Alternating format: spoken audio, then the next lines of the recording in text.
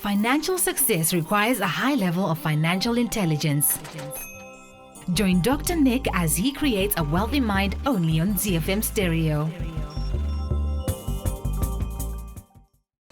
Greetings once again. Thank you for tuning in. This is Dr. Nick Ohizu welcoming you to Creating the Wealthy Mind. Once again, I want to thank you for joining me for this session. I believe that it is a session that will be a blessing to you as we begin and continue to build a foundation of financial intelligence and knowledge of wealth creation in our lives.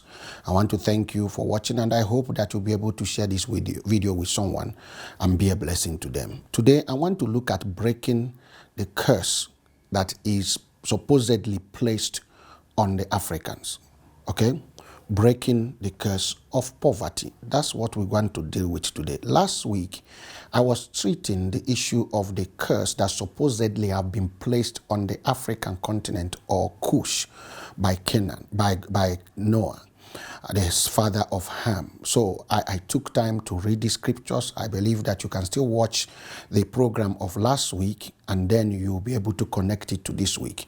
And I was able to biblically prove that Noah didn't curse Ham and Noah didn't curse Cush. Noah cursed Canaan. And that is why Canaan had to be destroyed, because the legacy that Ham carried and transferred to Canaan could not stand. God didn't want it to continue. Now take note of that. So if we have come to prove that Noah didn't curse Cush, Africans are not cursed, black men or women or black people are not cursed, how then do we overcome and break through this curse? This is one thing I want us to look at today. We have come to realize that there is no curse placed either by God or Noah on Africans. So what curse is there? The curse of deceptive agenda. So this is what happens. When you realize that somebody is powerful, you can either defeat them by going to train yourself and become stronger than them and you defeat them. Or you can use what I call the deceptive propaganda. The deceptive propaganda is where you create a lie and tell that person that lie and repeat it long enough for them to believe it. Then they will defeat themselves. You don't have to fight them. And that's the case of Africans. That's what happened to us. Our colonial masters discovered our inner potential, the greatness that is sitting inside us, the capacity to build. The credo of humanity is here. They didn't have what it takes to deal with us. What did they do? They used our minds to deal with us. Yes, they gave us education and said they gave us Christianity, which is not true, because Christianity was deeply rooted in Africa way before anything else. Go and read the book of Genesis. You will realize that one of the rivers there passed through the land of Ethiopia where there was gold.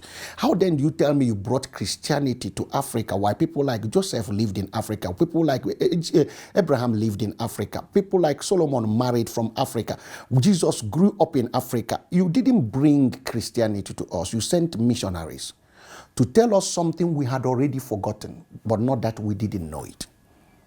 So the deceptive propaganda is the lie that was manufactured by external forces and being told to Africans to say, this is why we are third world, this is why we are not progressing, this is why we have the HIV, this is why we have all kinds of sicknesses and diseases, this is why we cannot invent anything, this is why we cannot manage our mineral resources, this is why we cannot progress, this is why we cannot prosper. But that doesn't mean it's the truth. That lie have stayed for a very long time in Africa doesn't make it the truth.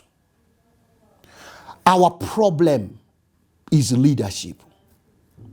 The people that are leading Africans have failed us.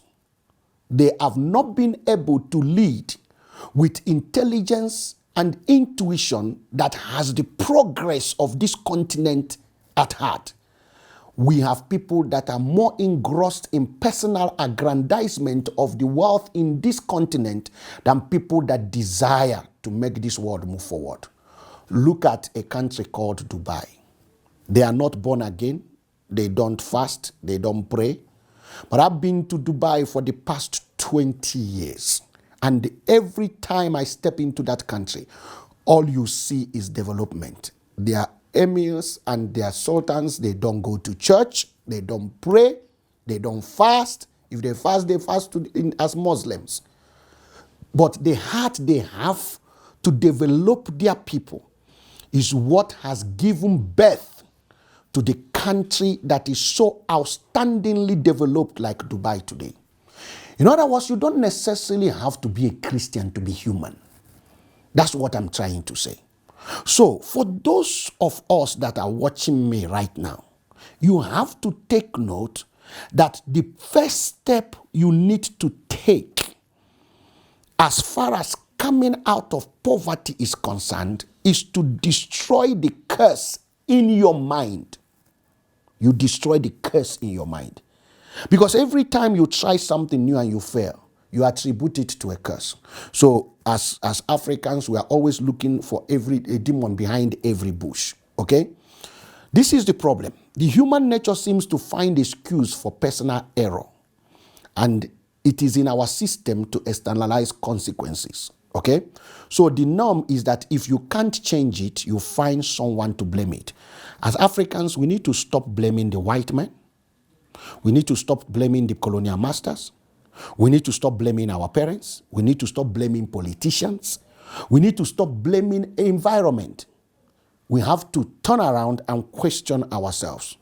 This is the concept here, the concept of intuition and introspection is based on the fact that the question is directed to me, not to the opposite direction.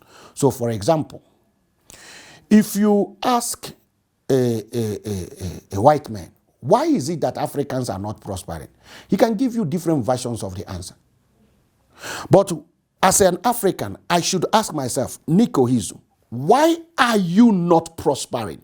That question directed to me will trigger a solution-minded answer, which means I have to, first of all, personalize poverty, personalize the solution, and be able to deal with it. So what will help me come out of poverty might not be what will help the next African person sitting next to me to come out of poverty. Because even though we are all in Africa, our challenges, our differences, our countries are different. So based on that, it is time for you to personalize the introspection, personalize the curse, personalize poverty, question poverty in your life, in your family, in your generation, and you will seek for answers that is particular to your generation. Maybe your generation are poor because you keep marrying so many wives. Your generation are poor maybe because you refuse to go into entrepreneurship. Nobody wants to start a business. Everybody wants to go to school and get a job. Maybe your generation is poor because they are always overspending. Every little money that comes into their hands, they blow it. They squander it. Maybe your generation is poor because you have refused to honor the principles of God when it comes to prosperity. These are different levels of curses that needs to be personally broken in your life for you to prosper. So the truth is that nobody can force you to believe a lie. Nobody can force you to believe a lie. We are acclaimed to be educated, but yet our education is yet to provoke our economic and financial emancipation. So that simply shows us that having a bachelor's degree does not necessarily translate to prosperity. Having a master's or a doctorate, you can have 20 of them and still be broke. I've seen a very, very educated people that are broke. I've seen very uneducated people that are prosperous. So education does not guarantee a successful life. And nobody seems to notice. It is time for us to look back in our lives and ask ourselves this question. What curse is there in my life?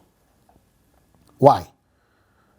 The truth is that even if there is a curse, curses can be broken. Curses can be broken. If it is spiritual, it can be dealt with. If it is mental, it can be dealt with. As for me, I have taken a step. I became a pastor almost 14 years ago. And when I looked around, there are so many Bible schools starting up everywhere.